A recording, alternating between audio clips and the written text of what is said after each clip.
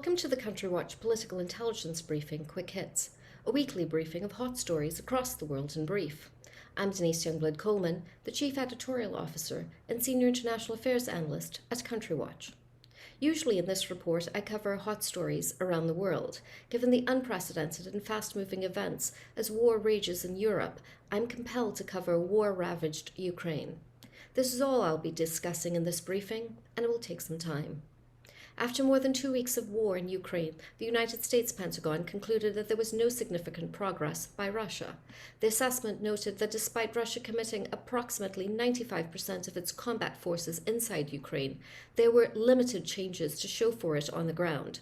Russians are being met with strong Ukrainian resistance.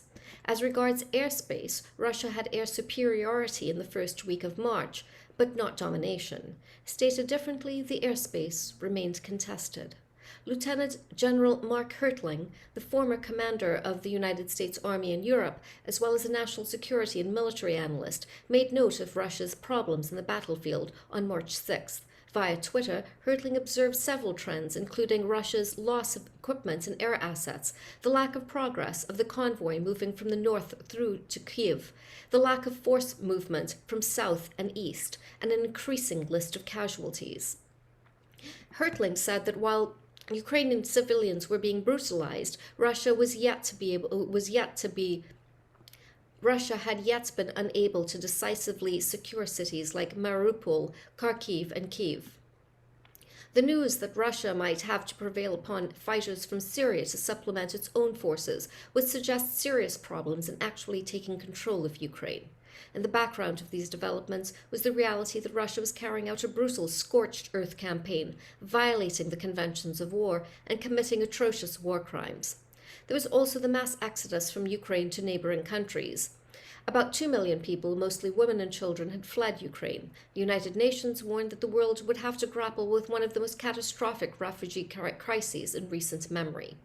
Another story I'm covering is the international effort to assist Ukraine.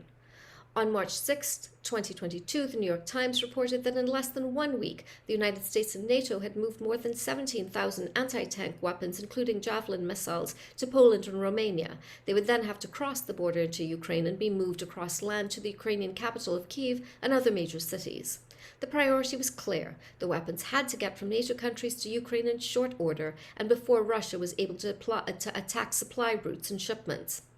For his part, Ukrainian President Volodymyr Zelensky was issuing desperate pleas to the West for assistance. Among his calls was the repeated request for the imposition of a no-fly zone over Ukraine. That action was foreclosed by NATO, which did not want to be drawn into a war with nuclear-armed Russia. That concern was highlighted when Russian President Vladimir Putin warned that Moscow would view any action by a third country to close Ukrainian airspace as participating in the armed conflict. Nevertheless, with the international pressure rising, the United States approved the notion of fighter jets being sent to Ukraine. Assuming it would secure enough jets that could be flown by its own pilots, Ukraine could potentially create its own no-fly zone or at least achieve air parity with Russia. The White House gave the green light to NATO allies such as Poland to send military fighter jets to Ukraine. One option in the works would be a plane swap. Essentially, Poland would transfer a fleet of Soviet-made MiG-29 fighter jets that pilots in Ukraine know how to fly, but Poland would then have to be compensated with United States-made F-16 jets. Those particular jets were earmarked for Taiwan, where until this point the United States had a more significant strategic interest. However, current conditions on the ground in Ukraine might precipitate a change of plans.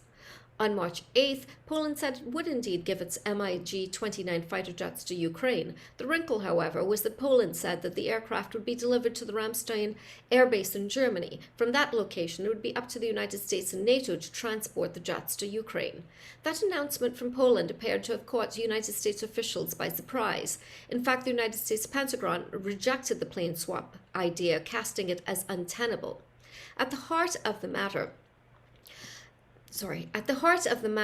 was the concern from all parties, the United States, Poland, and other NATO countries, about being perceived by Russia as co-combatants in the war unfolding in Ukraine.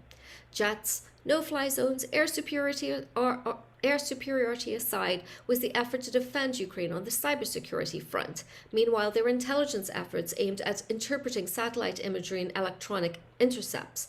That information formed a corpus of essential intelligence to be shared with Ukraine's military, but any information suggestive of sources and methods had to be removed from the intelligence before it could be sent to the Ukrainian military units. Another realm I'm covering includes ongoing sanctions. To this end, United States President Joe Biden announced a ban on Russian energy imports. A White House fact sheet made clear that the president would sign an executive order banning Russian oil, liquefied natural gas, and coal imports to the United States.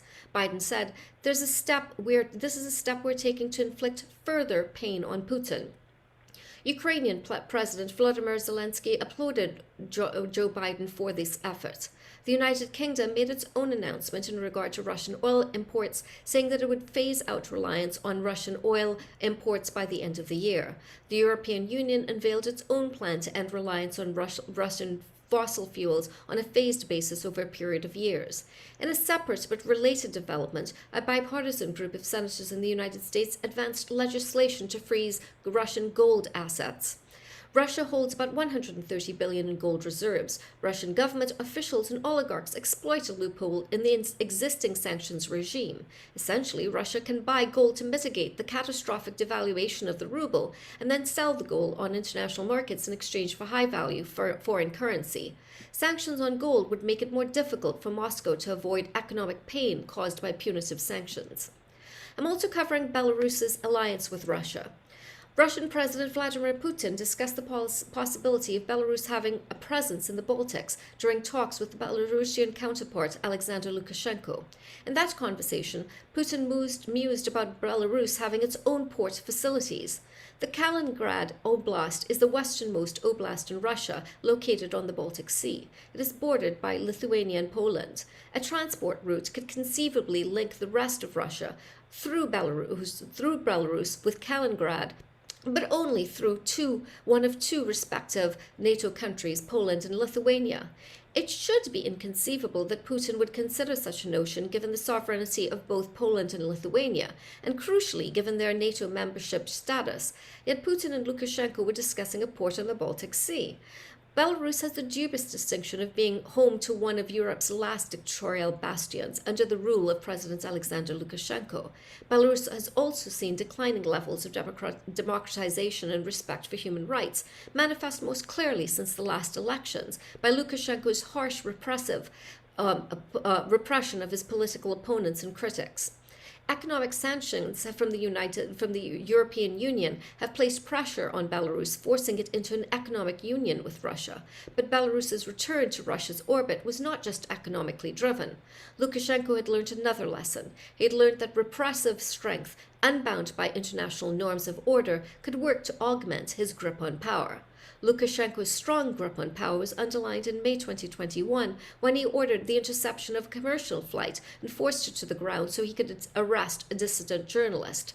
For Russia, Belarus was strategic. It was being used as a staging ground for the Russian war on Ukraine, and Lukashenko had also set the path for Russian nuclear weapons to be placed in Belarus. Meanwhile, Lukashenko appears prepared to be a vassal of Putin, so long as it allows him to retain his grip on power inside Belarus. So where is Putin's next stop? Should Vladimir Putin be allowed to seize Ukraine, a sovereign country, it was highly likely that his imperialist efforts would not stop there. Going back to Putin's February 21, 2021 pivotal speech, in which his imperialist ambitions were made clear, he said it was madness that the former Soviet republics were allowed to leave the Soviet Union. That pronouncement would place several other countries, including NATO Baltic states of Lithuania, Latvia, and Estonia, as well as non-NATO states like Moldova and Finland, in Moscow's crosshairs. It was obvious that Putin was seeking to reconstitute the empire that existed under Moscow's grip before the collapse of the Soviet Union. In truth, this aspiration should be clear to the international community, given Russia's interventions into Transnistria under Moldovan jurisdiction, as well as South Ossetia and Abkhazia under Georgian jurisdiction.